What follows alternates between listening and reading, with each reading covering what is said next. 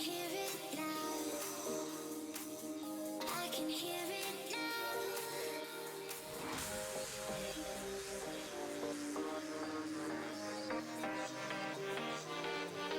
I can hear it now. I can hear it now.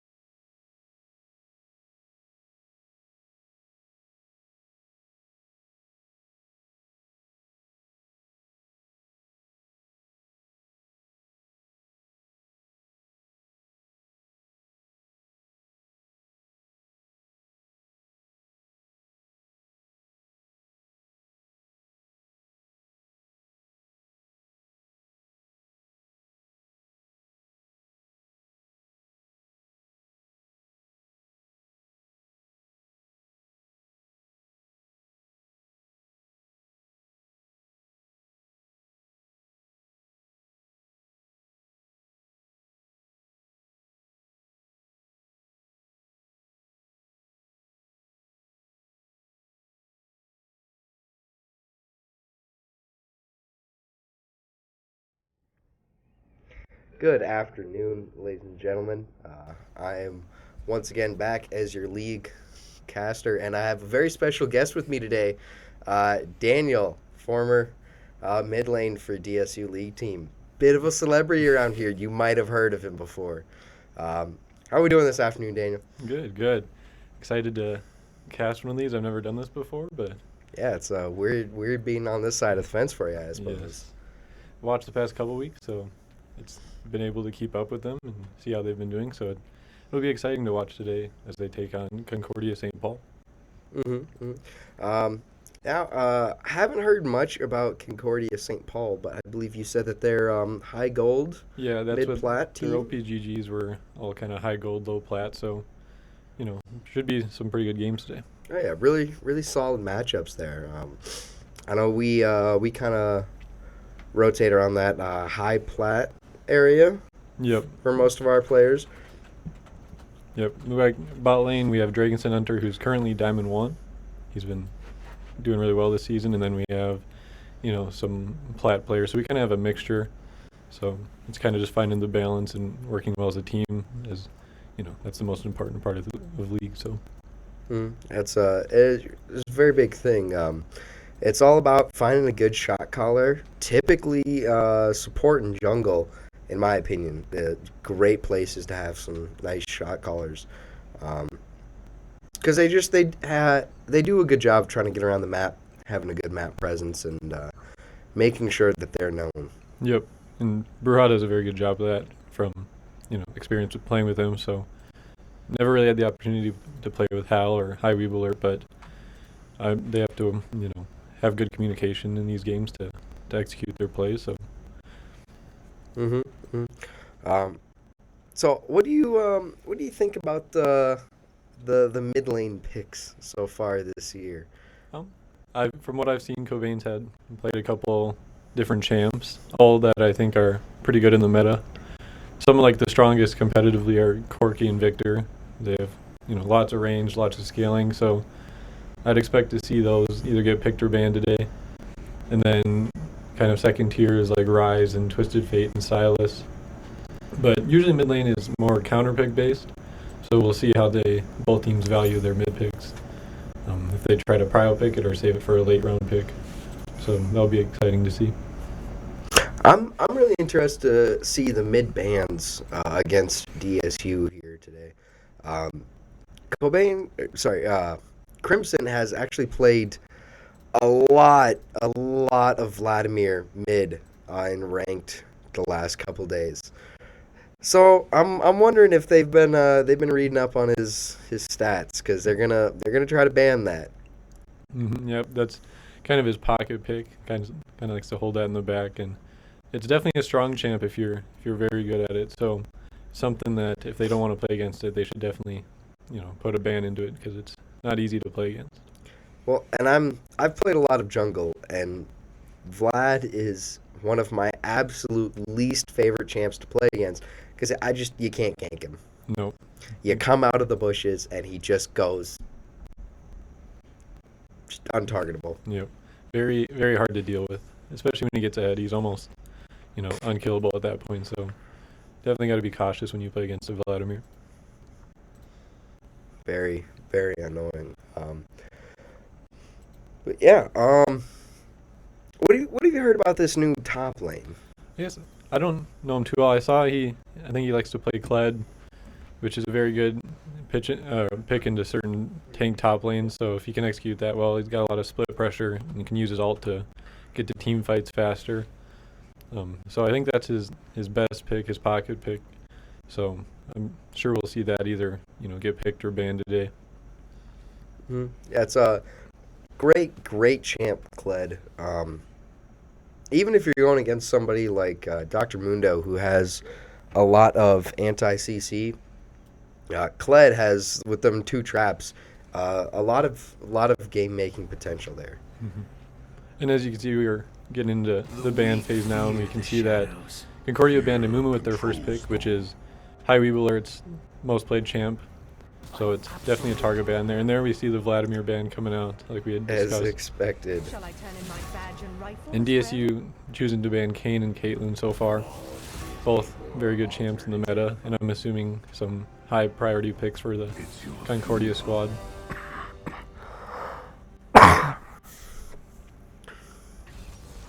Yeah, but DSU choosing to leave open the Zeri, which is a very popular pick right now, the most recent champ.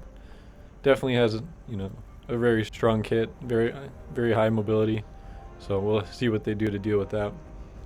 Now I've only played Zeri a handful of times, and I gotta say it's a really weird champ to play. Yep, definitely doesn't have a very strong early game, but after a couple items, her mobility and team fight is it's pretty high damage potential. So you kind of have to punish her early. Kind of have to pick things that have hard CC, because she's very fast. Well, and one of the things that makes Zeri so dangerous, in my opinion, is whenever she works with a shield support, who gives her shield so she has more sustain, which also gives her movement speed then, which is absolutely crazy on Zeri, because she just zips around, very hard to target, hit any skill shots, and just kind of runs around and does some damage. Yep. And we can see Viego and Tom Kench being picked up for the side of Concordia. Have to think that's Viego jungle and Tom Kench support. And there we see the Kled answer coming from DSU, it looks like, for their top laner Pops. So got some comfort picks from both sides. Be curious what they ban here. DSU is probably going to ban a mid and a top here, because that's what Concordia has left. Also to note that Vigar was picked from DSU, and that's a champ that Dragonson Hunter's been putting a lot of time in. Definitely one he likes to play against Zeri, kind of wall her in, can't let her move around as much. So I think it's a good counter pick, and I know he's very good at the champ, so I'm sure that'll be a very entertaining lane to watch. Well, and he's just an absolutely fantastic scaling champion, Vigar is. He's one of the handful of champs that just permanently scales, so the longer the game goes on, the more influential he's going to be. And it's just absolutely fantastic having one on your team. Looks like the 2 bans from DSU in the second phase were Lux and Galio. So definitely targeting the mid laner there, trying to give Cobain a kind of a counter pick or a lane he can kind of bully. And we see Concordia banning Janna and Corki. Janna got a buff in this most recent patch, and so she's gone up the tier list quite a ways. And Corki is definitely an S tier mid laner right now with his late game damage potential, so very good bans all around.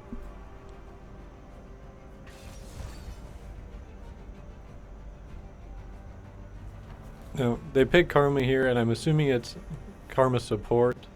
It could be flex mid, but it's not really a champ that Crimson's played, so I would think Burha will be playing the Karma. Crimson does make some funny picks like that, but I think he generally takes this a little bit more serious. But I'm interested to see what he's gonna play with Corki and Vlad already out of the mix. I think he might go maybe to a Katarina, probably Silas. I could see he does play quite a bit of Silas. Yeah, and we can see the Azir getting picked, so that's kind of an unusual pick in the current state, but one that definitely has late game damage. It just takes a while to get there, and Lulu to pair with that Zeri, as we had talked about, the shielding support's really giving Zeri the buffs. So we'll have to see what Crimson picks into, and there's the Victor that we had said. Victor's very good against Azir, and kind of how you beat Azir is you outrange him. So with Victor, his E is his laser can kind of keep Azir at distance and kind of just, never get hit by his soldiers. Well, and we'll actually see Tom Kench top, which he's a great tank to have in top, but like you said, he's typically seen as the support role. Mm-hmm. So I'm very interested to see how top lane's going to go this game. Kled has a lot of damage potential and a lot of health with his mount, but Tom Kench's sustain is just absolutely incredible. Yep, it's probably going to be a bit of a wet noodle fight in the top lane. Both champs are very good at kind of long extended trades, so it might just be a lot of grass procs until a jungler comes, but I think Kled, the longer the lane goes, will take the advantage just because he has that really big HP pool, and Tom Kench's damage kind of falls off as he gets later, but early stages, I think Tom Kench is favored a little bit. Indeed.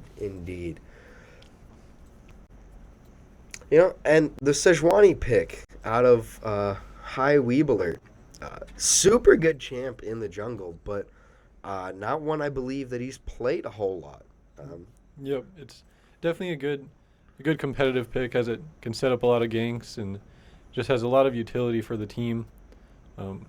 But on the side of DSU, they do have a lot of ability power damage, and Kled's kind of the only AD, so that's something to look for here for the likes of Tom Kench and Viego if they build, Merc Treads or other forms of MR that DSU might have to rush some magic penetration, but the Sejuani should be able to kind of help the Vigar and Victor get their early kills, get to their power spikes, hopefully before they get their MR.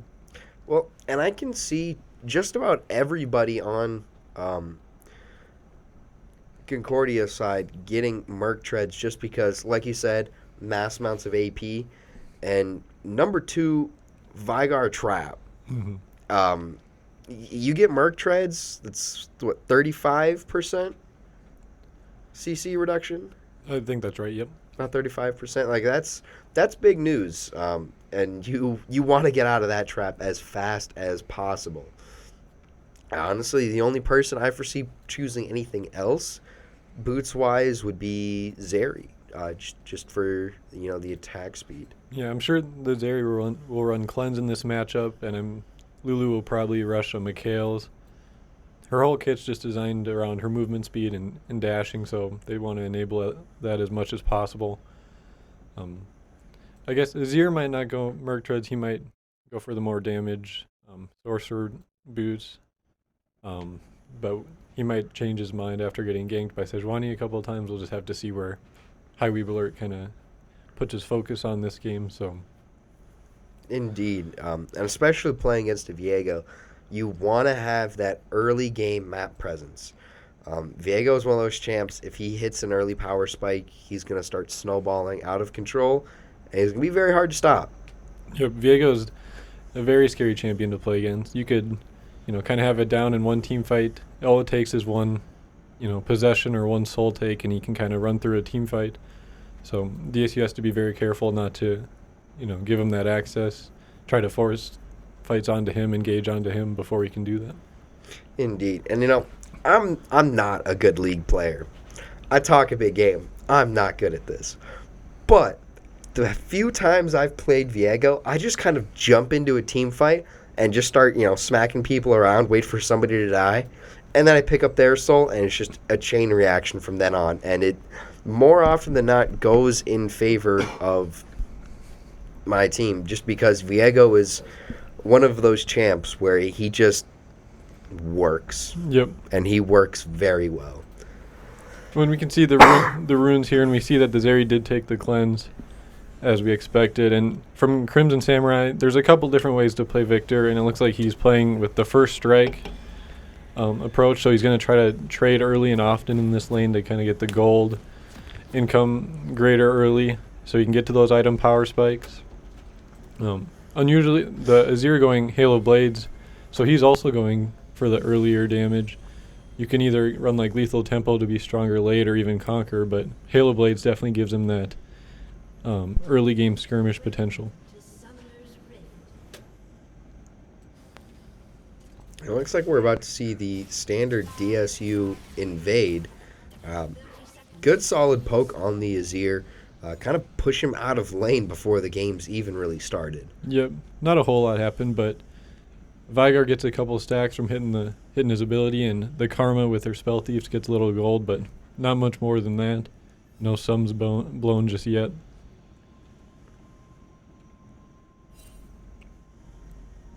Something to note is where these junglers are looking to start and place their wards. As a laner, you really have to account for where the jungler starts and his pathing, kind of dictate how you want to play your lane.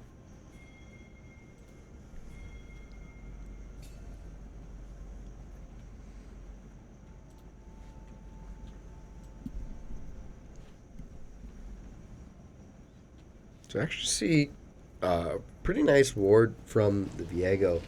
Get some good deep vision in DSU jungle. Not something I see a lot of is a jungler go that deep for an early ward. Yeah, they got two really deep wards there on the red side jungle for DSU.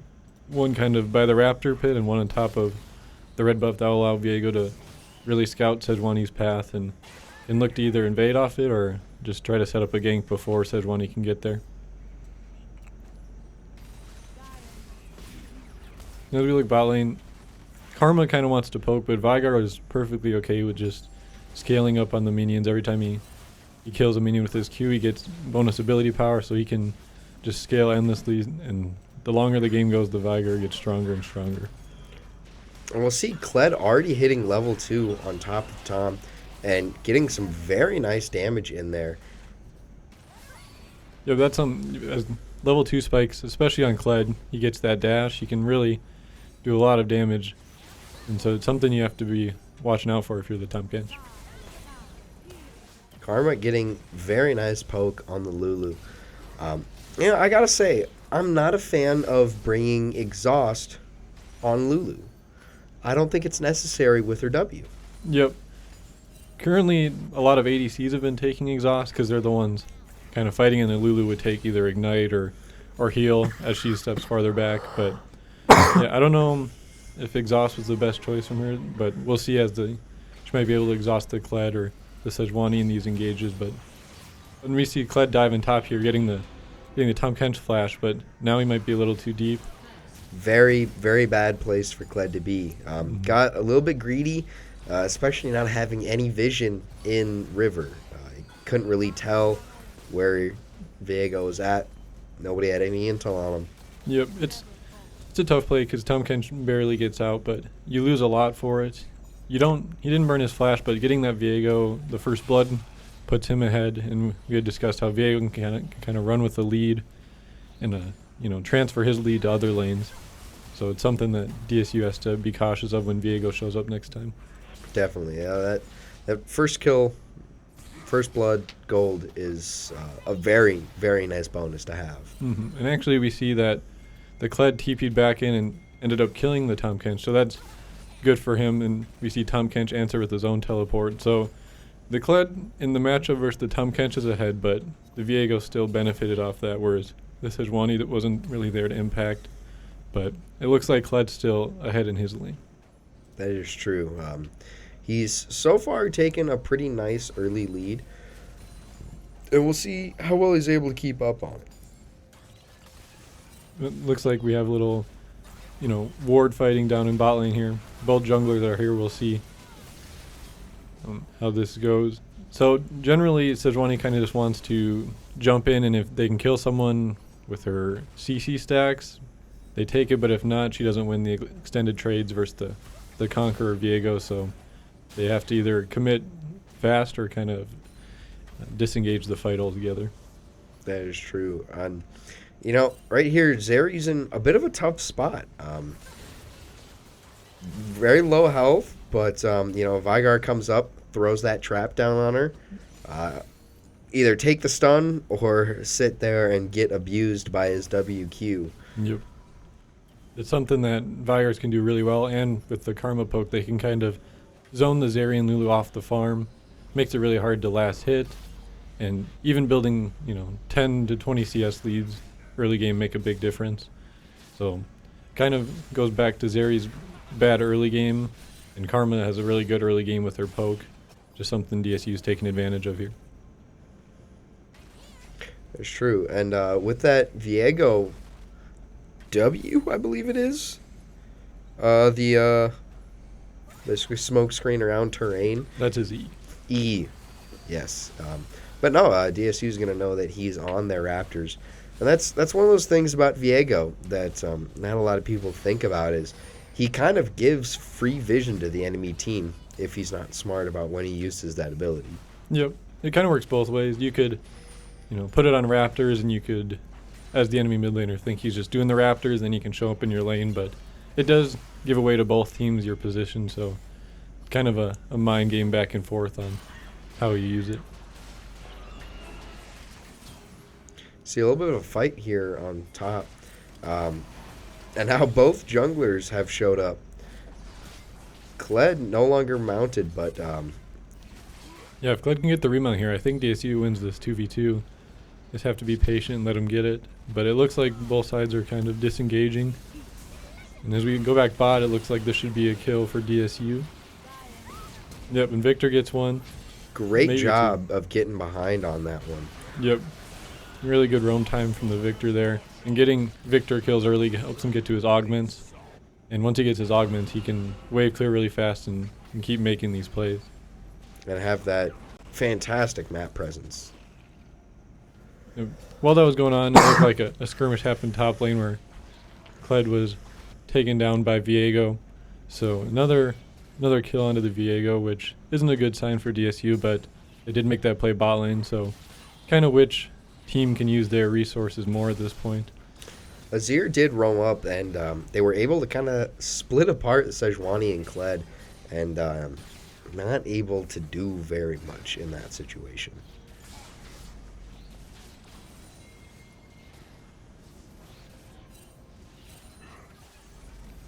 It looks like both mid laners are just content with pushing the wave, and getting Lost Chapter in the mid lane matchup is very important. It gives you a big mana pool to clear the waves and to take these skirmishes. So once both reset and kind of get another half item is when their damage will really start to take a notch up, and they can help their junglers with these roams.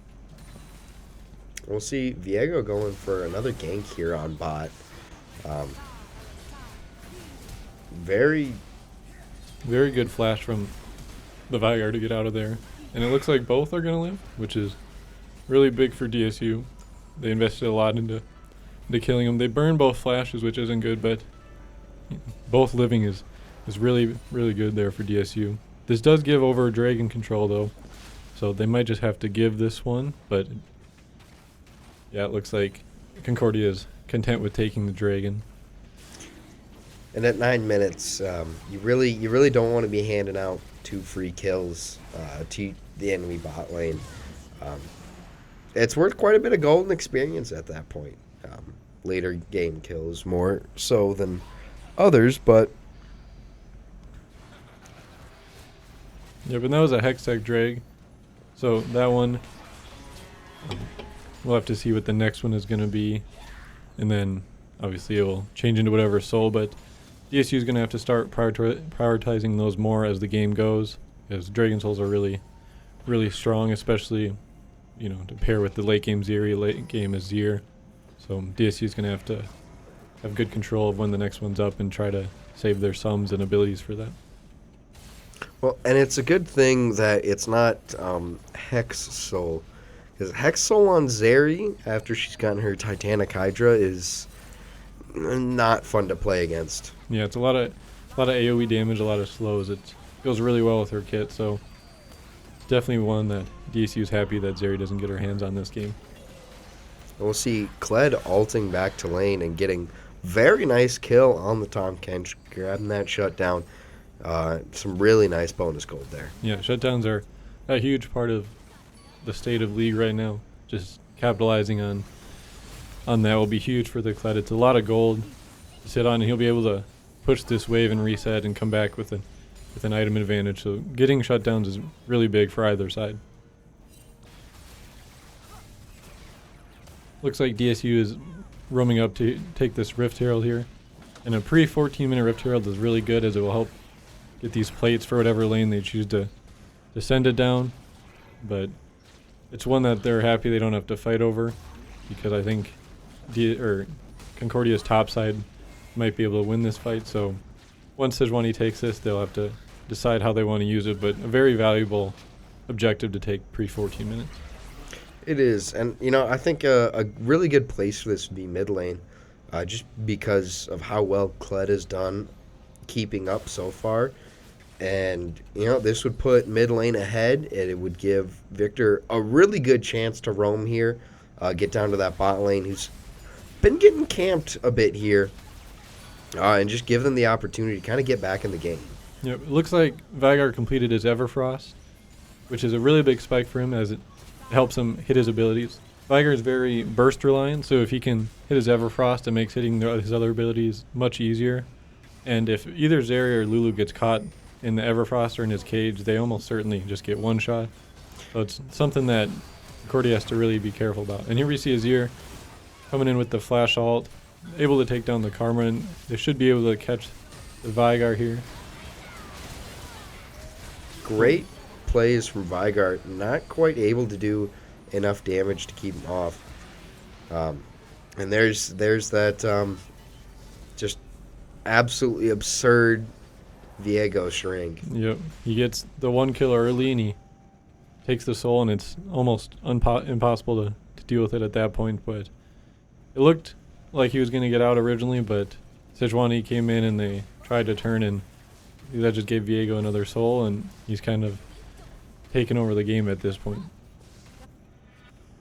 But now we see the Victor with his, well, actually both mid laners going with Crown, the Crown mythic this game, and both able to complete it at relatively the same time. So both mid laners are about in the same spot in terms of strength right now. So it's kind of which one can, combo their abilities the best. Here as we see Viego coming in mid. It looks like it's another kill picked up for Viego here. So not what you want to see if you're DSU, but Concordia is doing a good job of funneling kills into this Viego. That is true. And with that, we'll actually start to see a rather fed Viego and Azir. 3-0-3, 2-0-3. That's giving them a lot of gold and a lot of scale potential. And that'll be more stacks on him for that. We can see there's a 25 CS lead top. Well, as we say this, Veigar getting the kill. And I think they'll be able to kill this Lulu. They just got to play it slow here and juggle aggro. Lulu using her ult here to spare a little time, but she'll go down. And that's 2 kills onto the Veigar, which is really good for DSU. Getting him as strong as possible is how they'll come back in this game. Yeah, no, it's 2 free kills and Tom Kench TP with more damage onto him. I have another fight here in the top lane. we're seeing this Azir and Viego kind of roam around together a lot. Yeah, but they've been making quite a few plays together, and they've been working out so far. So those two are the ones that Concordia is looking to kind of funnel their gold into. I gotta say, it's a little weird to see two champions who are the most ahead on their team roll just entirely together. Yep. So, looks like in top lane we have about a 30 CS lead. In the jungle it's 40 for Concordia, and then mid and bot are a little closer. Bot lane's up 8 for DSU, and mid lane's up 10 for Concordia. But the CS leads can kind of be misleading because sometimes, you'll get a cannon minion and it's worth as much as, 3 casters. But generally, if you're CSing well, you'll always be relevant. So Concordia with those leads is an encouraging sign for them. And it really is. So far at this point, I think DSU's best chance here is just kind of just funnel some kills into Vigar. Let him get those stacks. Let him get insane amounts of AP as quick as possible. And just let him do some damage. If he's able to hit 2, 3, 4 person trap and then throw a W onto him, it's going to put him down, and it's going to allow DSU to win a lot of these fights here. Yep, and it looks like Cloud was able to pick up a tower with an objective bounty, which is another big part of the league is objective bounties right now. And so if DSU can capitalize and get a couple of those, they can bring the gold lead back down a little bit. But as you were saying, well, it looks like they're able to pick up a kill mid here, but Viego's trades it onto the Karma. DSU's got to be careful not to give him resets. But it looks like both teams are just getting out at this point, but that was a good 1-for-1 trade in the mid lane there. But with DSU's comp, they just have to, be patient and play around the Vigar cage, as it's a very useful ability and can set up the Victor to hit his abilities, and then kind of just one-shot a target. Here we see a really good shuffle in from the Azir, already killing Sejuani, and it looks like they'll pick up a couple more. It was a fantastic turnaround from Azir. He was able to ult 2 of us into tower and just really kind of give his team all the going that they needed. Great engagement tool. Yep, one of the downsides of playing Vigar and Victor is that they're low mobility champs, and Azir played it very well to kind of punish their low mobility by shuffling in and ulting him back into the rest of his team there.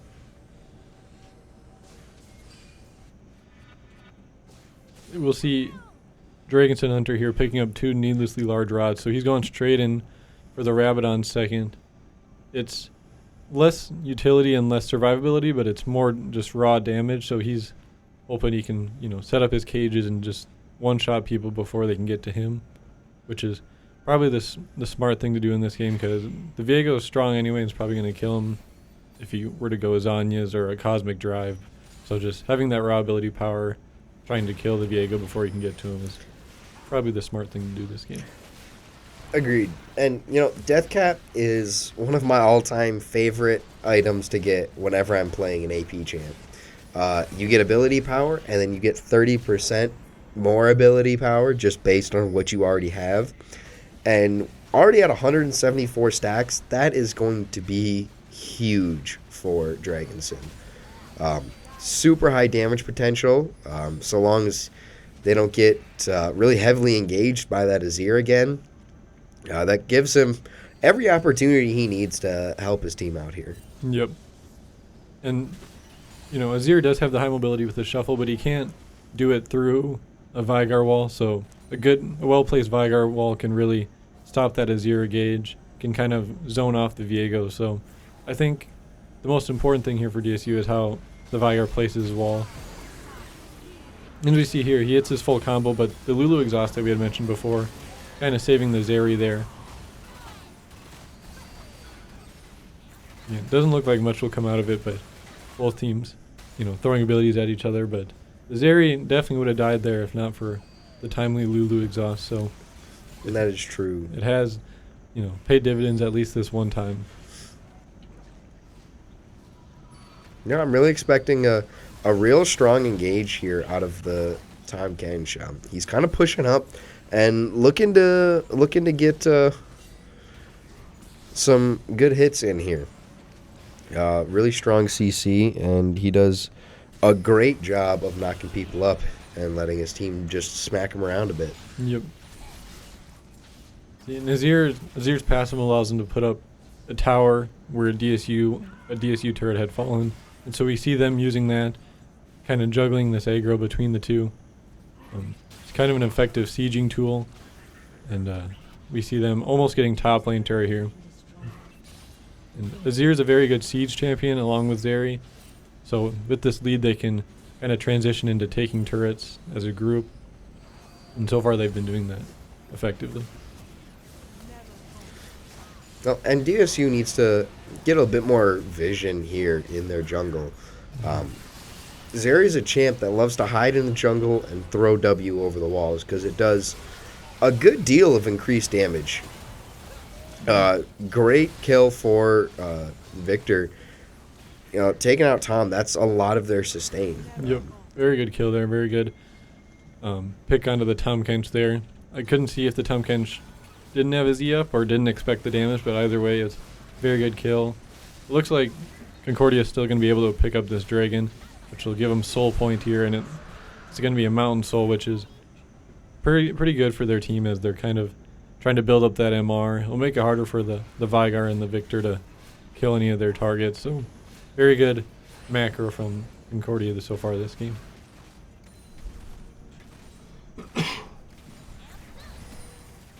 We'll see Zeri trying to finish out this bot tower.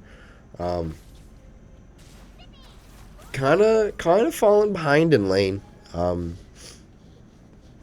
DSU did a really good job of just not getting, successfully ganked all that much, which really helped him out in lane, gave him more time around the CS, and just did a good job of soaking up all that extra XP. Yep. Both bot lanes played it pretty well as they kind of knew how the matchup went. DSU was able to kind of push it a little bit where Concordia didn't try to force too much and kind of just, let the scale happen. So both bot lanes really looked like they knew how they wanted to play the matchup going into it. And we see Concordia looking to set up Baron or vision around this Baron, and so DSU will have to find ways to get the vision up or to match any sort of Baron attempt here, because Viego and Azir and Zeri both do it really fast, so they have to be constantly cautious of a Baron take here. We'll see a bit of engage here. Lulu actually ulting the Viego right at the beginning of the fight, which I think was a great chance for him to stay in that fight. Great extra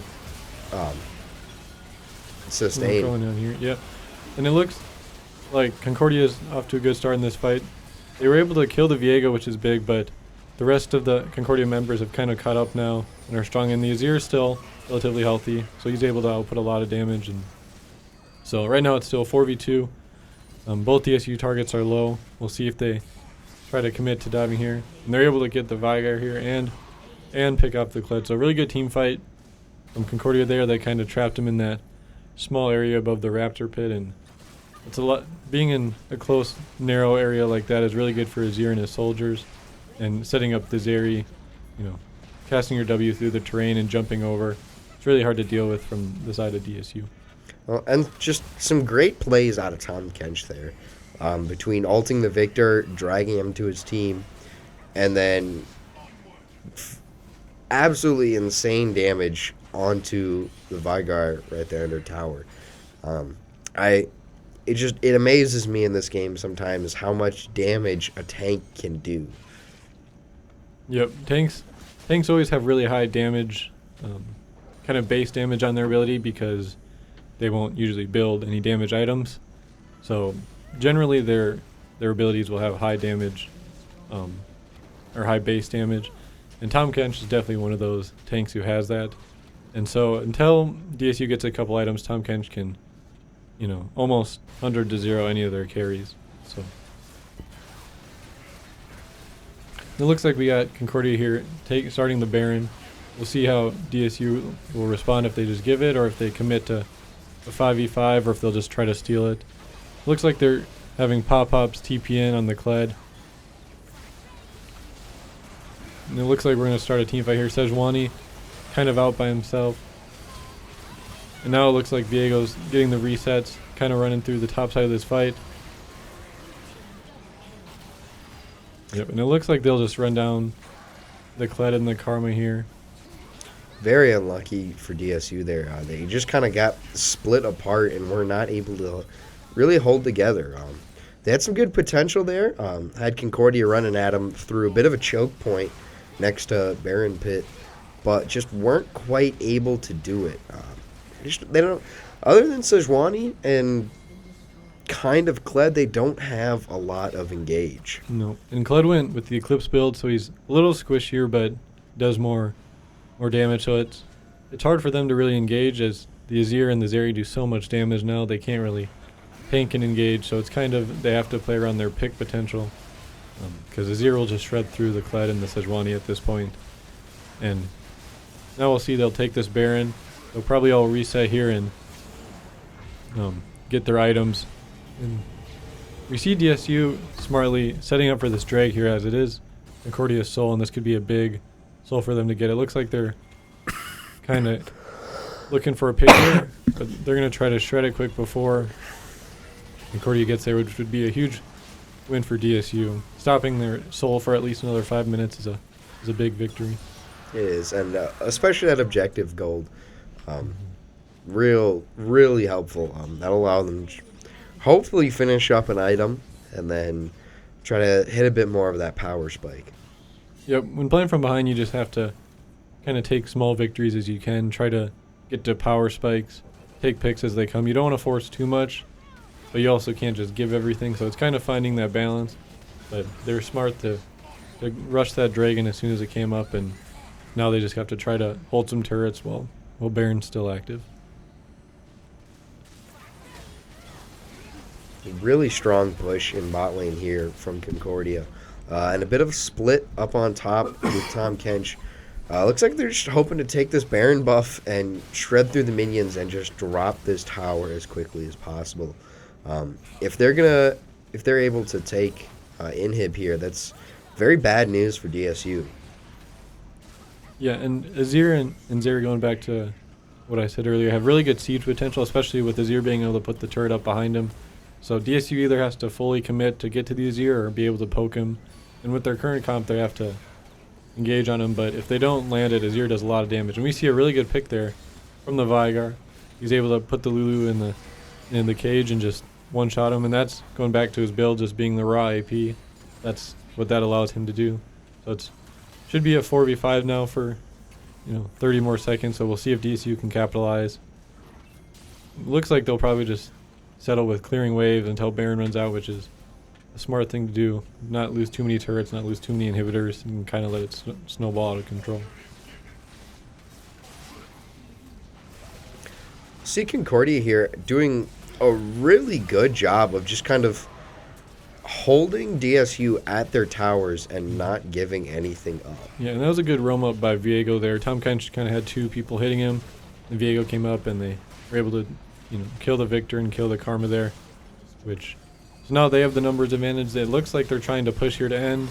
We see Veigar flash in, and really big kill on the Azir there. It's a big shutdown, and Azir's a big damage threat, so they can look to try to hold these turrets with him dead. Kled just kind of trying to stay alive there. Not like a whole lot he can do in that situation. Sejuani hoping to get a pick on the Zeri, and she's going to get all inned by the rest of Concordia. Doing a really good job of keeping their ADC alive here. Yeah, really good final push here from Concordia. They haven't played it too fast, that they overcommit, but haven't played it slow enough to give DSU's mages a chance to kind of put out a lot of damage.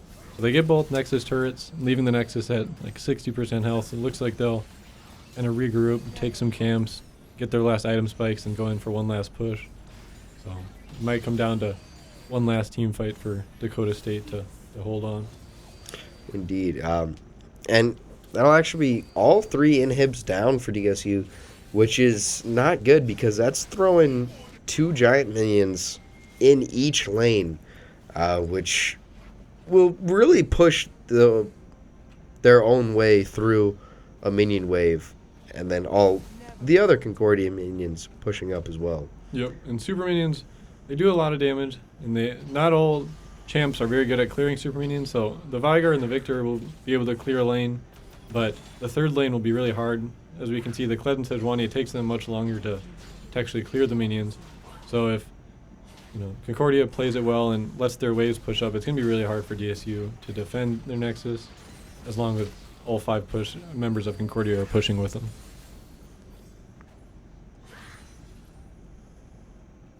It looks like they're kind of setting up to push mid here as the mid inhibitor respawned. The Dragon is up in like 30 seconds here, but it doesn't look like they're putting too much value on it. They think they can kind of just end on one last push. It's a very, very careful position here for DSU. If Concordia is able to get a pick just like that on Vigar, it's gonna snowball right towards them. Yep, Azir is able to shuffle and hit the Vigar back into the team, which was probably the game-winning play for them there. And Azir getting a triple kill in the final, and that's going to be game 1 for Concordia. Really just a well-played game from them. They were able to get the Viego the kill early, and he transitioned that into the Azir. And they kind of played through topside more. Their bot lane kind of just took knew they were going to play topside, and kind of just took the CS deficit and let the Azir and Viego kind of carry through topside. It was. I think GSU's biggest issue here was just how much presence the Viego put out. He made it known that he was here and that he was here to do some damage.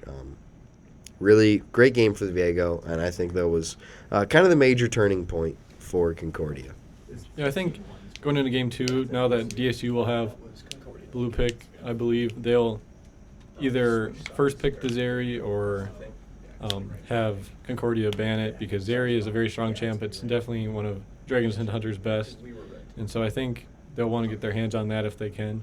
And we'll see how the rest of the draft goes, what changes are made if they choose to ban that Viego. Because they didn't really have many answers for it that game, but maybe they'll try to new champ into it, or maybe they'll just ban it out entirely. We'll have to see as we go into game 2. Indeed.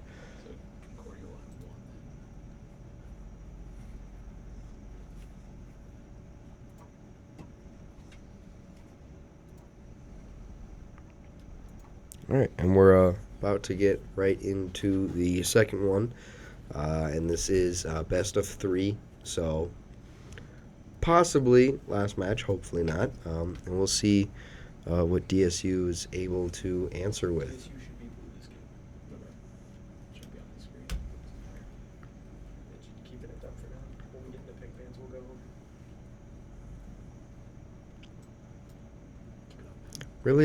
Really interested to see what Crimson's going to go with here.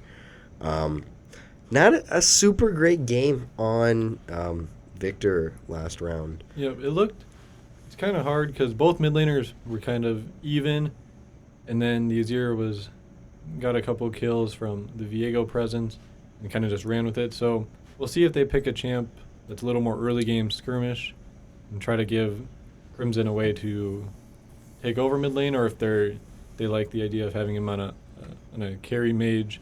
We'll see how they change that, because once the Azir got ahead of the Victor, it was really hard for the Victor to ever play any of the team fights as well as the Azir, just because they both put out similar damage potentials. Just the Azir had more items from the couple ganks. So. And I'd honestly really love to see a Kiana pick out of DSU mid lane here. I think she's just an absolutely great champ with a lot of lockdown potential, especially team fights around like Baron and Drag Pit.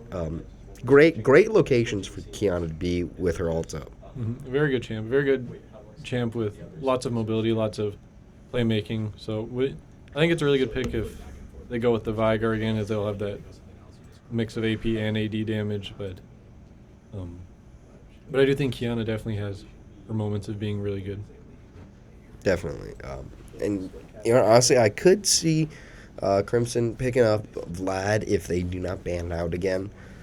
I think they're definitely going to try to ban the Vigar, Concordia side. But DSU might try to pick up Fasting Senna here. Get the Senna, get the Tom Kench, and it could be very big news for him. Great combo in bot lane, in my opinion. Mm-hmm. I think Concordia is gonna ban the Amumu again, as that's Hyweeb Alert's most played jungler by a lot, and I think they're gonna ban the Zeri because Dragon Sin Hunter Zeri is really good, and he has a really good win rate on it. So I think they'll prioritize those two bans. And with that third one, I'm curious if they'll ban the Vigar or if they'll ban the Vladimir again. So I think they saw that the Vigar can output a bunch of damage, but they might think that, we want to do it the first game, we can leave it open again and see if they pick it again, or if they think, DSU is going to change what they pick bot lane. Indeed. I think there's a lot of potential here, both sides. Just wide champ pools, and I think that there's a pretty good general knowledge of just about everything in their roles. And I think we might see a few off-meta picks here in this one, just because of a really good knowledge and understanding of how their specific champs work.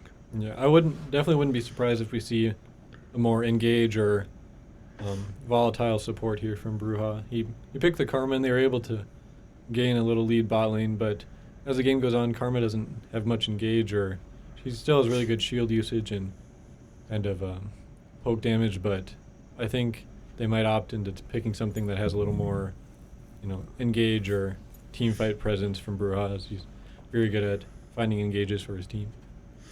Indeed. Honestly, I'd love to see Nami pick out of Bruja this game. He showed last semester just how influential he could be with that champ, and she's great support. Lots of engage, fantastic ult for team fights. They either have to move and give up positioning, or they have to sit there and take the knockup, and neither is a great place to be. And with that, we're going to get into some picks and bans here. Now we'll see what we got first out of DSU. And a very, very good ban at DSU, not wanting to deal with that Viego. Yep, as we expected, they first banned the Viego. They don't want to have to deal with that again. It looks like they banned the Tom Kench too, so either as a team or a Pop-Pops in like the Tom Kench matchup, but either way, they're choosing to get rid of it, seeing what else the Concordia top laner is willing to play. And then we see the Zeri ban, as we discussed, just a very strong champion at the moment, very good with any shielding support, so they don't want to risk Dragon Sin Hunter getting his hands on it. Two really good matchups with Zeri is Lux and Janna. Just two champs that give out a lot of shield, especially Lux. She throws out her W, which gives shield, and then as it comes back, it gives more shield. And both of those proc Zeri's passive, which is able to give her a lot of move speed and make her very hard to handle. Yeah, and it's interesting. We'll see what DSU decides. It looks like they go with the Corki, which is a very strong mid laner, probably the strongest mid laner in the game right now. Similar to how Victor works, he's not as strong in the early phase, but once he gets about his 2 items, his rockets start doing an insane amount of AoE damage, so we'll see if DSU can kind of get him to that point. He'll probably take first strike and try to rack in as much gold as he can, and we'll see Nami Brand on the side of Concordia, so that's a bit... We'll have to see the rest of their draft. We'd have to assume it's Nami support, but Brand, it could be mid, or they could be running some sort of like double AP bot lane. I foresee a Brand mid here. I believe that'd make it very hard for Corki to handle and would not give him a very good game.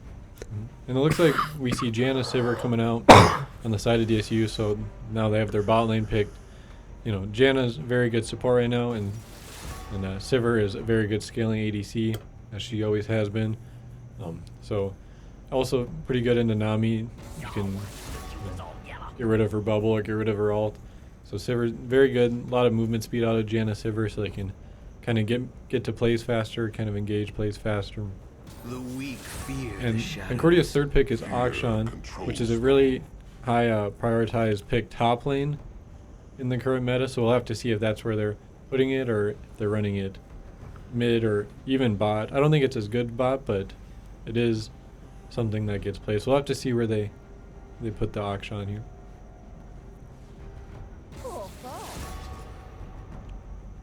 Very, very good top laner there to ban with the Fiora. Absolutely crazy amounts of damage due to her passive and ult. And, true damage. You can't block it. It happens. It was actually an Ornn pick, which, it's starting to look like a Ornn top Akshan ADC. Yeah, Ornn's always a meta relevant pick because of his passive, his ability to upgrade his team's mythics items. He's just very good, very reliable engage. There's not very many metas that Ornn won't be a part of or see competitive play.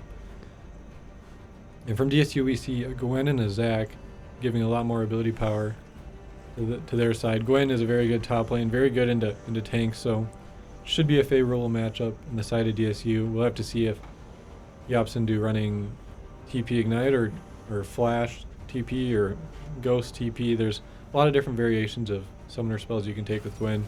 And Zac's just a really good champ for engage. And we see Hecarim being the last pick from Concordia here. So it does look like, I guess they're still moving around. So we don't know if it's Akshan mid or Brand mid yet, but looks like it's going to be Akshan mid, Brand APC, I guess. Which I think Akshan wins the matchup into Corki up until about 2 items, and then Corki it's an insane damage spike. So Akshan is very good at kind of pushing the wave, and then with his invisibility he can show up in a different lane and get a couple kills early. So we'll see if that's what he tries to do, but I'm curious how they're going to try to play this Brand Nami bot lane. It seems like into Sivir it might not go as well, because if Sivir spell shields, Brand W or Brand stun, they can kind of just get ran down. So we'll see how aggressive that Concordia wants to play this Brand Nami bot lane. Yeah, it's I think early games bot lane is definitely going to go to DSU here, just because Brand and Nami both are ability based champs.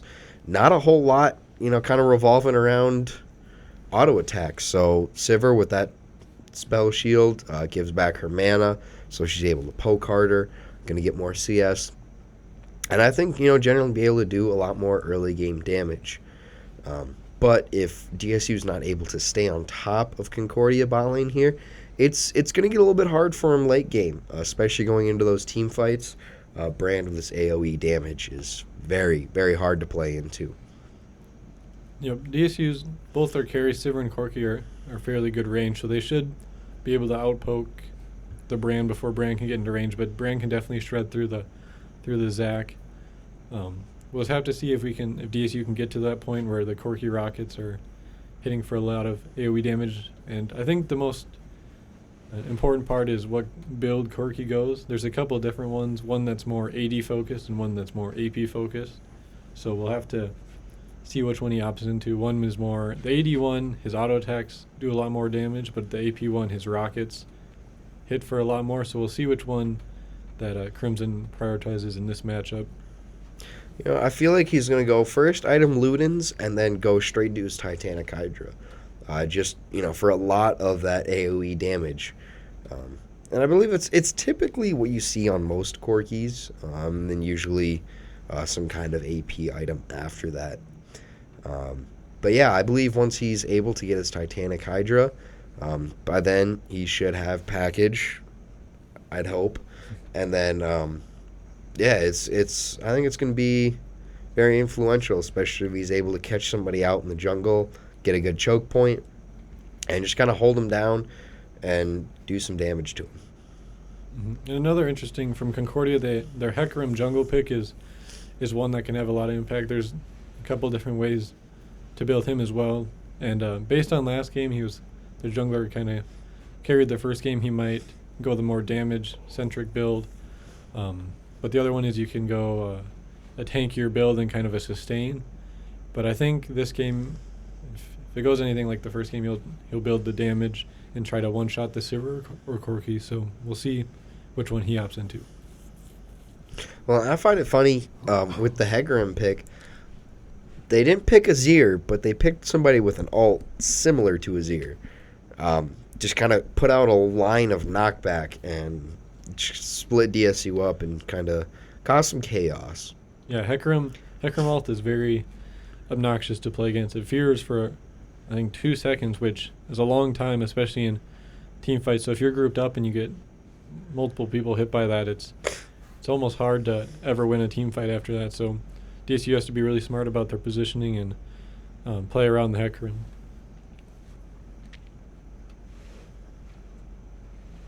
So we see the Hecarim taking Ghost, which is really really common. Zach isn't the best jungler at invading and punishing, so I think we won't see very many skirmishes between the two. Usually against Hecarim, kind of where you beat him is early game you want to invade and kill him because he usually doesn't take flash. So we see both teams run it out. It looks like they're both running through mid. We'll see how they spread out here. It looks like DSU is choosing to 5-point, where they watch all the entrances to their side of the jungle. And it looks like Concordia is doing something similar. So probably not much of a skirmish here, level 1. And we will see Gwen bring, or Pop-Pops with Gwen, bring Ignite TP, which is going to give him a lot of really nice early game damage. Ignite is able to do a lot of true damage and just kind of shred through your opponent, especially in those early levels. Yeah, and I think Gwen's really good into a Hecarim jungle on the other team, because if Gwen's W's ever up, she's untargetable while in it, so Hecarim can't charge up his E and hit her back towards the Ornn. So if Pop-Pops plays it well and saves the W for a Hecarim gank, it's going to be really hard for Hecarim to ever, hit him back into the Ornn. So I think the Gwen pick was a really smart pick here from DSU, and we'll see if he can kind of build up a split push lead and carry that over into team fights, or if he'll choose to continue to split push as the game progresses.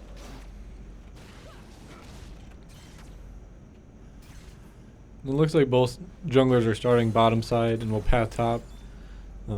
That's definitely the most common start for junglers as they get their bot lane to leash. It's the fastest. It's faster than having the top laners leash. So either both junglers will look to clear top and gank, or will clear top and scuttle into a mid gank.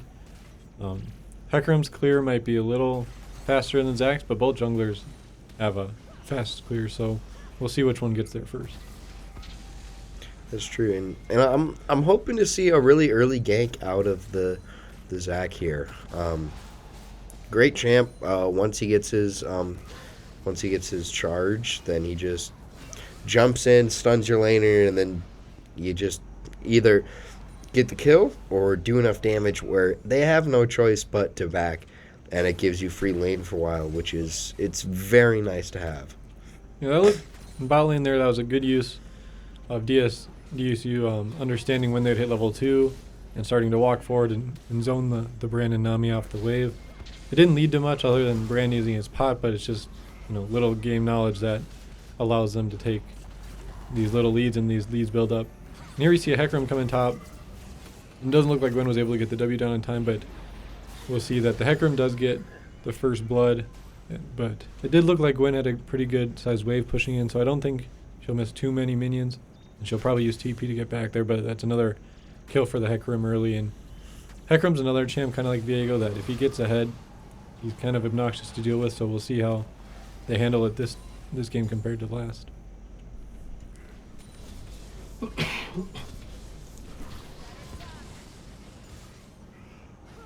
Sivir opting for a tier first item, which is a great thing to have on Sivir just because of, tiny mana pool. You need that extra mana, and the sooner you're able to get your mana moon built, the more damage you're going to do, and it's just really going to help you scale. Yep, and it looks like Dragon's Hunter opted in for the Dark Harvest, meaning that most of his damage is going to come from the Sivir Q.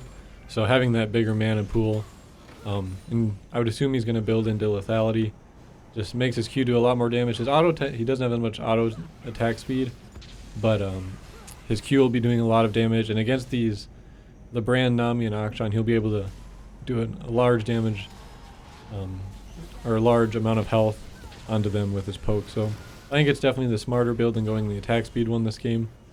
So once he gets his tier stacked up, it'll definitely be a damage power spike for him. That is true. And, Sivir Q is absolutely devastating. Very annoying to just because it throws it out, comes back, does damage both ways.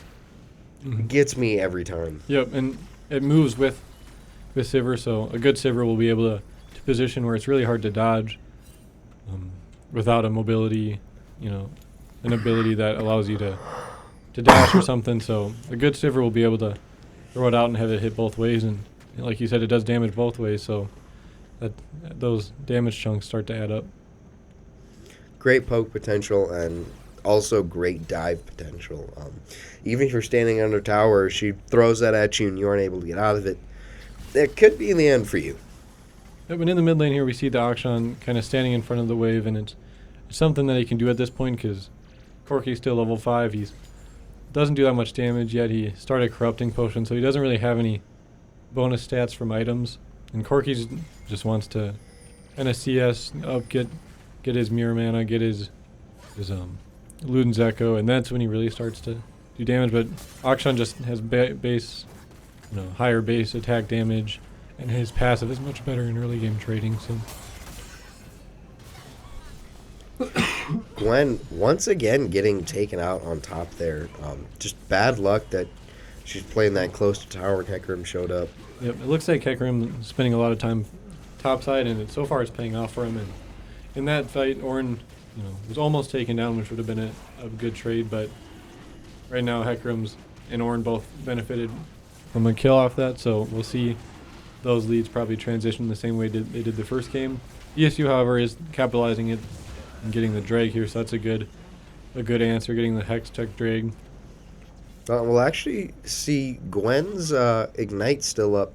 And you got to wonder, would she have gotten the Ornn kill if she ignited? And Yeah, it sure looked like it. I mean, maybe it had just come up, but the Ornn was pretty low there, so you'd think it would have killed, but can't do much about it now. Just have to play from behind here and try to. He does have a 16, now 17 CS lead, so that's good. And even though Ornn has this kill, you opted into Ninja Tabbies, but Gwen is heavy AP damage, so it's not a huge kind of counter to Gwen. So I think Gwen's still in a fine spot in the 1v1 matchup. He just has to be careful of Hecarim showing up top again, because Hecarim's played topside both games now. yeah, he's really trying to keep his top laner in it. But Pop-Ops has so far done a good job of not just totally giving lane. Even though he is getting camped, he does a good job of fighting it out.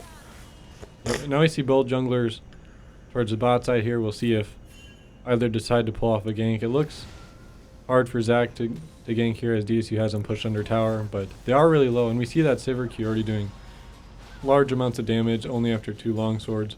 So we see that the Dark Harvest and the tier build already paying off here for Dakota State. And when Janna, this latest patch, she got buffed, so her Q, her tornado, charges a lot faster and shoots out faster, so it's a lot harder to dodge. As we see Hecarim ulting in, a good use of Spell Shield by Sivir there, and now we see Zach here for the answer, but it's a 4v3 for Concordia, and it looks like DSU just choosing to disengage, and that's probably the smart choice. And no one's been taken down yet. We'll see if Concordia tries to get any more. We see a really good kill here from Sivir, able to pick it up with his Q. And Great Sivir Q. A little unnecessary for Akshan to come down, as that's going to give Corki some good time in lane there. And they weren't able to pull a kill off on DSU, even with Hecarim ult. So all in all, a good fight for DSU. Yep. Really worked out in their favor. Yep, really good. The best thing as a mid laner is, when your opponent either goes mid or goes bot or goes top and doesn't get anything from it, or the team doesn't get anything from it, and you kind of just get a free wave, get a plate. It's a big gold swing for you because they lose a whole wave of XP, they lose all that gold, and especially for a champ like Corki, he's going to benefit off that greatly. So really good job from DSU, not committing too hard to the play and able to even get the kill out of it.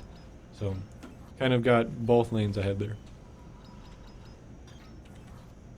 Which, going back to the Janna and Sivir, their move speed that Janna gives has helped them get out there, and Janna just has really good disengage with her tornado and with her shielding, so it's going to be really hard for Concordia to ever get to the Sivir or to engage on her. So I think it was a really good draft from DSU to help set up this Corki and Sivir for their late game potential. Definitely. Janna's another one of them fantastic supports that I really, really enjoy playing with Janna supports. Again, just because of that utility that they hand out. And it just makes the game that much better.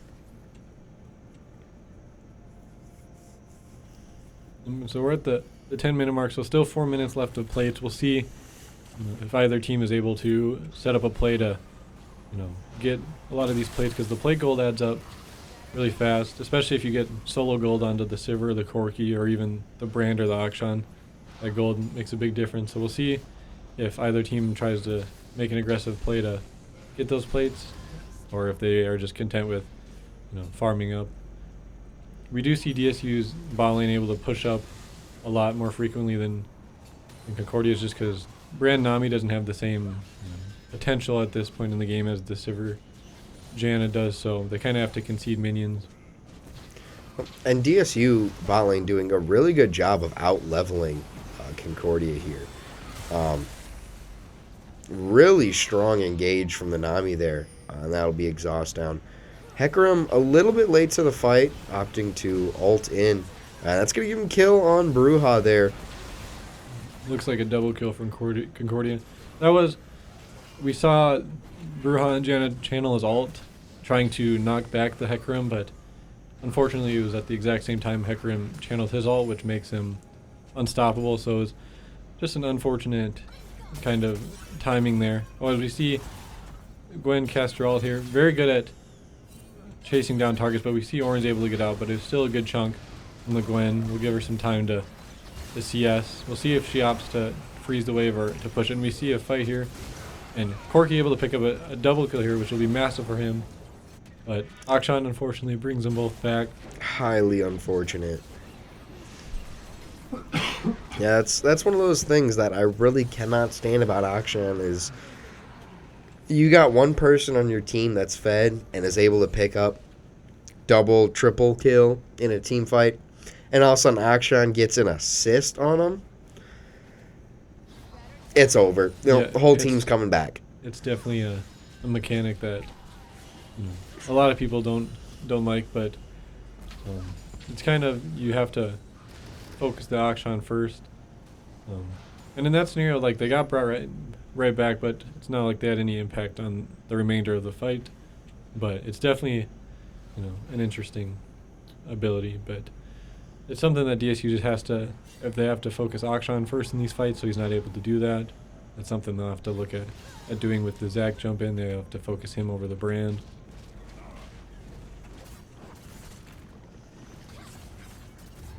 We see Akshan here going with the first item, Wit's End, which got a nerf not too long ago, but it's still probably the best item here, as DSU is a lot of ability power on the top side. All three champs, mid, top, and jungle, do a heavy ability power. So that item's going to be a very big spike for the Akshan. Gwen with another unfortunate go-in. W down, and Hecarim once again on top lane. We see an all-in here from the side of Concordia using Nami ult, and we see Janna going in with the really good flash ult. Should be a killer for the Zac. And it looks like they'll try to give this one to the Sivir. So really good counterplay there by side of DSU. Concordia had kind of engaged with Nami ult, looking for a pick, and DSU did a really good job of countering that. that engage and picking up a double kill for themselves.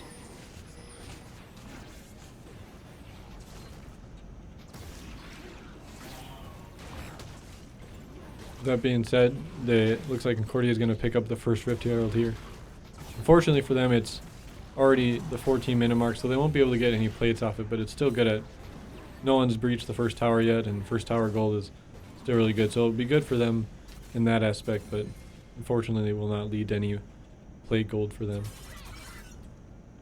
Now, this is a position where Pop Pops needs to be a little bit careful. I mean, they just took Herald, so you gotta figure that Hecarim's kind of staying in lane, doing a great job of dodging that Hecarim ult.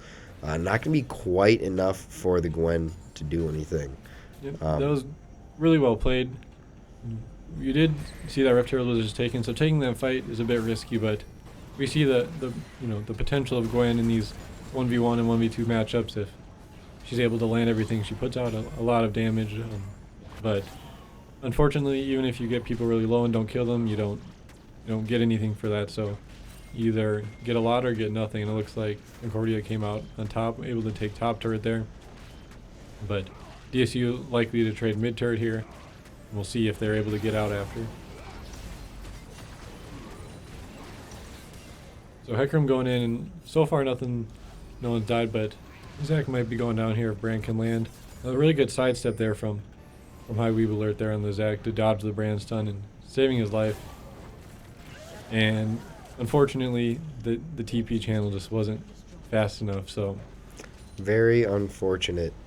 I wonder what the time left on that was.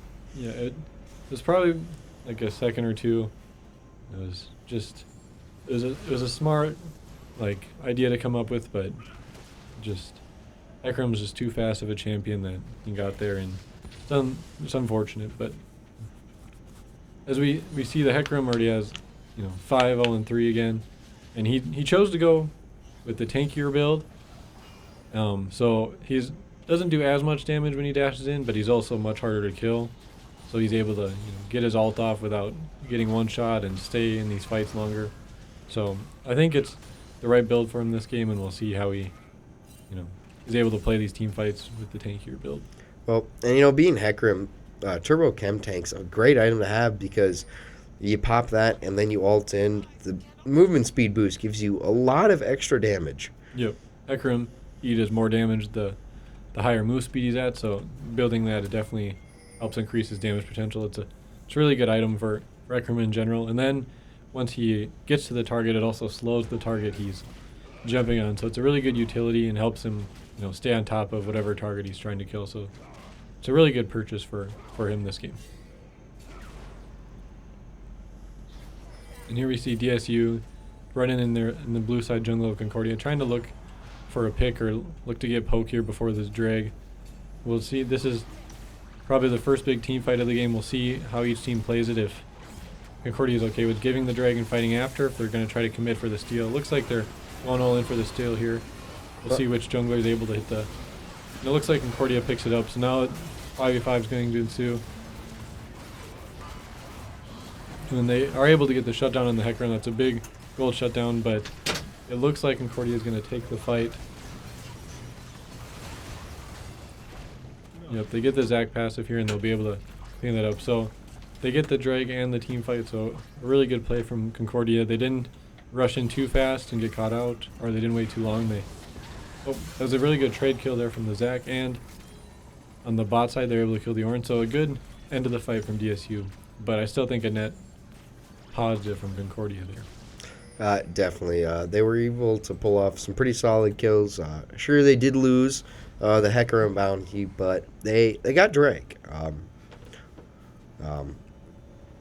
Flame Soul, so it's going to allow them to do a lot more damage, and it's going to get very messy here for DSU. Yep, Brand and Akshan with Infernal Dragons are going to do an insane amount of damage. With Brand with his, damage over time effect, and Akshan with being able to come out of stealth, they'll both just do a surprising amount of damage. So DSU will have to prioritize getting those drags. But despite all that early game, the gold lead is only 700 right now. So DSU has done a good job of farming and getting plates, and they even got bot tower, so they're able to keep the gold relatively close, which is going to be paying dividends here as we get into late game. Here we see a really good ult from Hecarim, both flashes from DSU bot lane being used to get out, but definitely a worth trade for Concordia, as Hecarim's ult will be up much sooner than both of their flashes. Zach got to be a little bit careful here, kind of getting caught out and separated from his team, Yep. especially on top of this fed Hecarim. Not a good place to be. We'll see Corki move in. Would have been a great place for him to have package.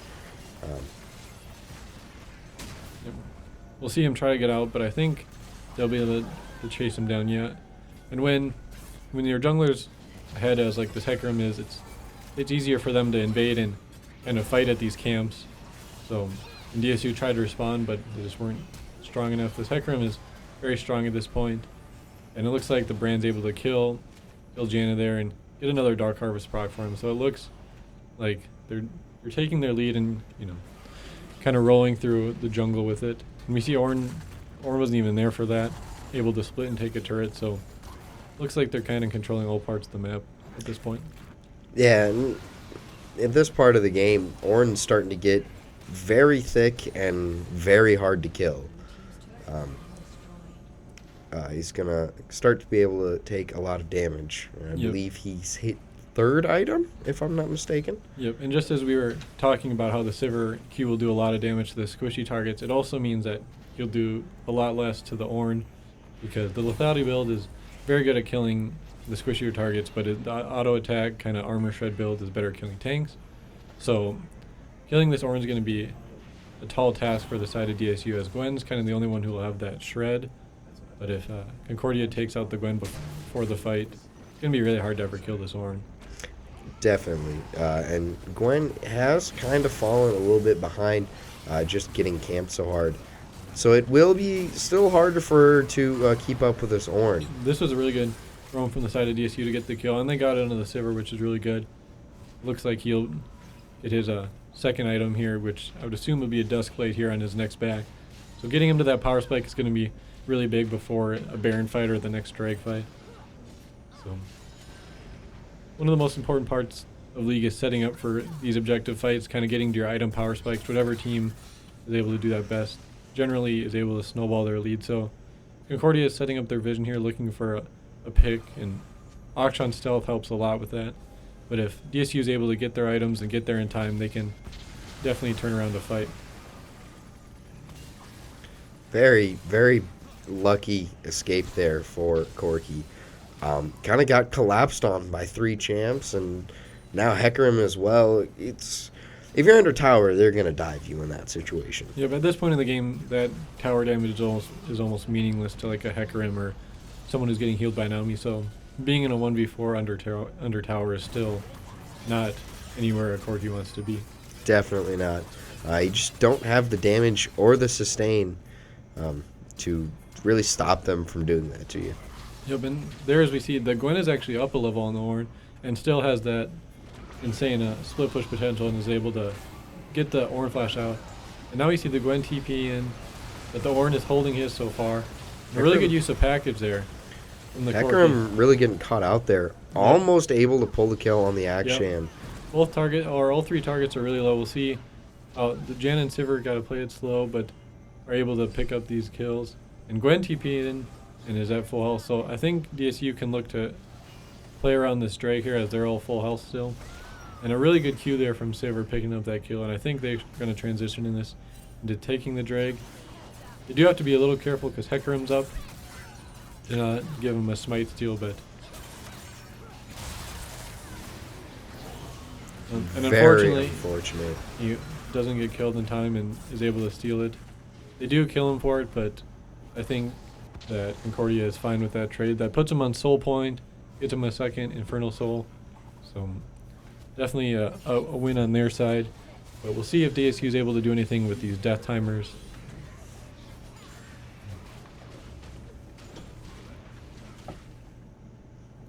And Hecarim's already on 3 items and boots, so he's going to be really hard to kill in these fights. He's going to use his ult to try to keep the Sivir and Corki away from the fight and let the rest of his team do damage. And he'll be able to survive for quite a while with his build. So I think Hecarim is probably going to try to carry these fights. The Akshan is also 6-2, so he's going to be looking to come out of stealth and try to kill these squishies. So I think DSU would be smart to keep Gwen on a side lane against the Ornn and just try to poke with the Sivir at this point. Exactly. Corki hasn't quite hit that full power spike yet, but Sivir Q able to do a lot of damage, kind of zone him away from you, and Gwen has a really good chance against most members of Concordia. And we see a really good pick here from DSU, leading to a double kill. This could be, a huge swing for them if they get this kill and set up for a Baron here. Get 2 kills on the Sivir and 1 on the Gwen is about as good as it gets for them. Get their carries a couple kills, and they should be able to shred this Baron. The Hecarim is still up though, so you got to be careful of an ult steal. But if they're able to get this Baron, that's a huge swing for them. DSU is aware that he is there. Great use of Blue Ward. Bruja flash out. Fantastic job saving it. Now the only question is, who's going to win the smite? Well, and it looks like that Concordia is able to steal it. And Hecarim dies for it again, but that steal is ginormous for them. And so that's two in a row that he's able to steal, so that's good on the part of the Hecarim, but DSU has to, now they have to deal with Baron push for a little bit. So they're going to have to try to, stall and clear waves until Baron's up and, play for this next Drake. And they can't afford to give the Soul, as at this point Infernal Soul would be too much damage to probably deal with. Definitely. We will see that Corki has his Tiamat already, so he is getting very close to that third item, which is going to be bad news for Concordia. It's going to allow Corki to do a lot of damage in those team fights, just to everyone around, and it's going to be hard to stop. Yeah, DSU has an insane amount of poke damage right now between the Corki and Sivir, especially with Corki with first strike. That initial, if he has the big rocket up and the first strike, it might even do a half of Brand's health with one rocket. So something Definitely. that Concordia will have to be cautious of when they start these team fights, that they don't get poked out. But from the side of DSU, they just have to be, they haven't got the last 2 objectives, but they can't, you focus on that too much, have to continue scaling. As we see, Gwen gets taken out, kind of got teamed up on there. But luckily for DSU, there's no objectives up just yet, just kind of setting up for it. So hopefully they'll have, Gwen be back there in time for that. And I think the biggest item here that DSU needs to watch out for is Hecarim's Death Dance. Crazy amounts of sustain, and if he's able to get a kill, then he refreshes that damage pool, and he just gets his health back, and it's gonna be very hard to deal with. Yep. And we see that Concordia is able to pick up the kill on the Corki there.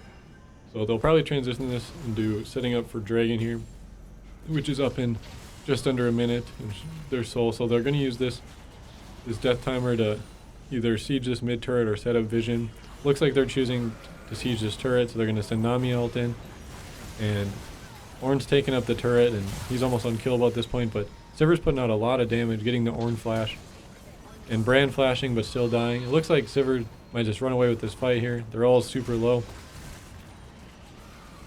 Trying to get the pick off on the Ornn. There's With a good Ornn double down, kill. they lose a lot of their front line, just about all of it. Hecarim just kind of full bailing on this fight. Great package out of Corki. He's not quite able to answer that Hecarim ult, but it's going to be another double kill for Sivir, and put them all down, and that would be Drake up in. Drake's probably up in less than 10 to 10. 12. Yeah. Less So than 10. they'll definitely get it here off these death timers. And so a really good fight there from DSU, a really good patience out of them to let Sivir hit multiple Qs. And then once Concordia starts running away, DSU is just faster with the Sivir ult and the Janna passive move speed that they can just run down any of these fights. And then Sivir has Shroudly's Grudge, which also slows if he hits his Q. So they just have a lot of mobility and move speed in these fights to either chase down Concordia or run away.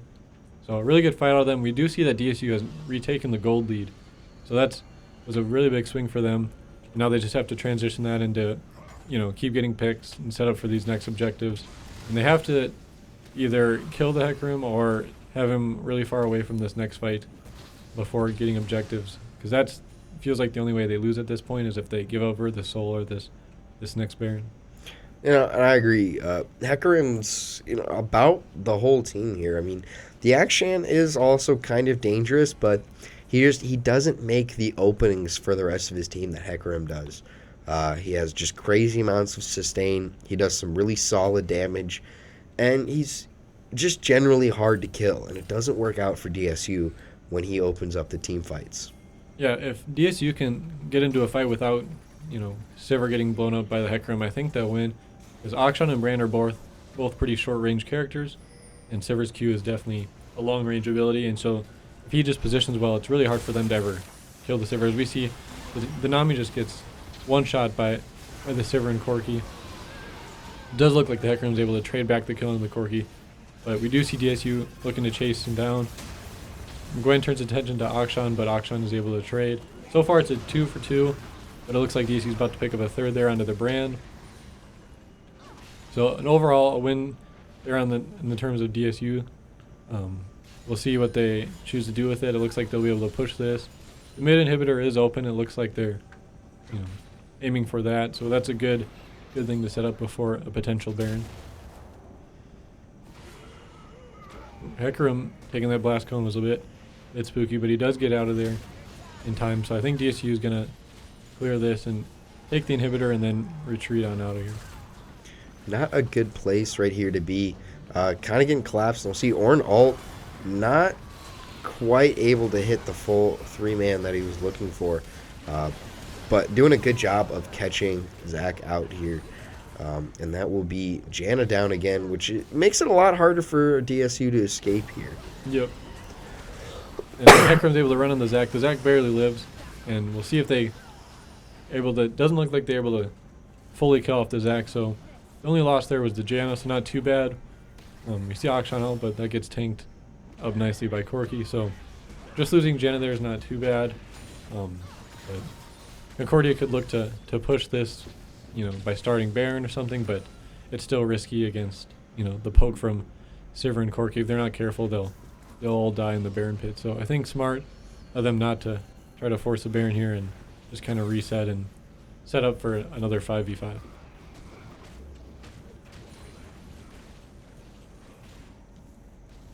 We do see Corki picking up a needlessly large rod now, so his ability power is going to be very high, so his rockets are going to do a lot of damage. His autos won't be as much, but in this game I think he just wants to kind of stand back and throw rockets at the squishies. And we see Sivir with an Edge of Night and a Hex Drinker, so he's going to be really, really hard to kill for any of these high damage characters from Concordia. So I think DSU is set up to take this next fight if they, no one gets caught out beforehand. They just have the higher damage threat and just better forms of engage at this point in the game. Definitely. And, I think AP Corki here is exactly what you want to go for because he hasn't had a very good game being up front in their face up to this point. You just kind of want to sit back and you just want to throw your rockets at him, do some damage, and kind of let Sivir clean up.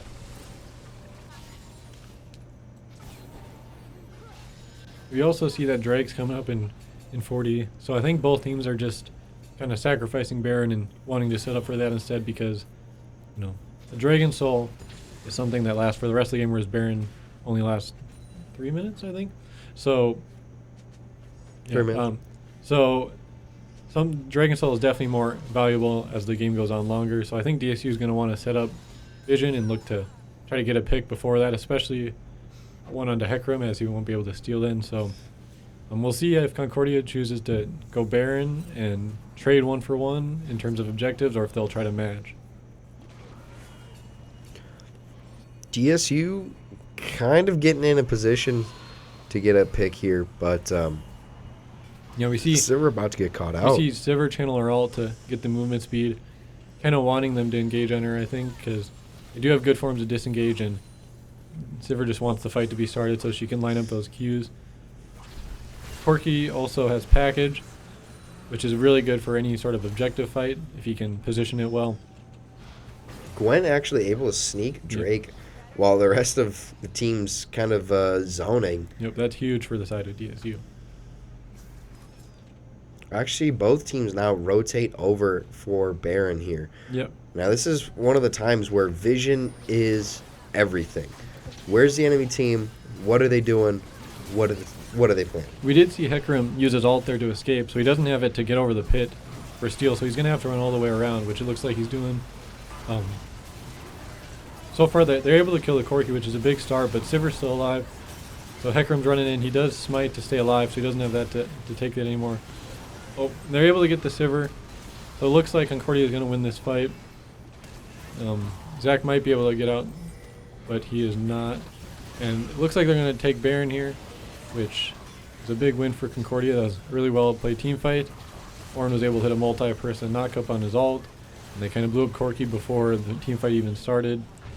And they just kind of ran down the Sivir, so well played on the side of Concordia. But both sides still have 3 drags, and the gold slightly back in the side of Concordia, but at this point in the game, a 4k gold lead doesn't mean as much as it would early in the game, as most of the carriers already have their item spikes, and so we'll see how much they get off their Baron push here, but both teams are relatively even in terms of a 5v fight now.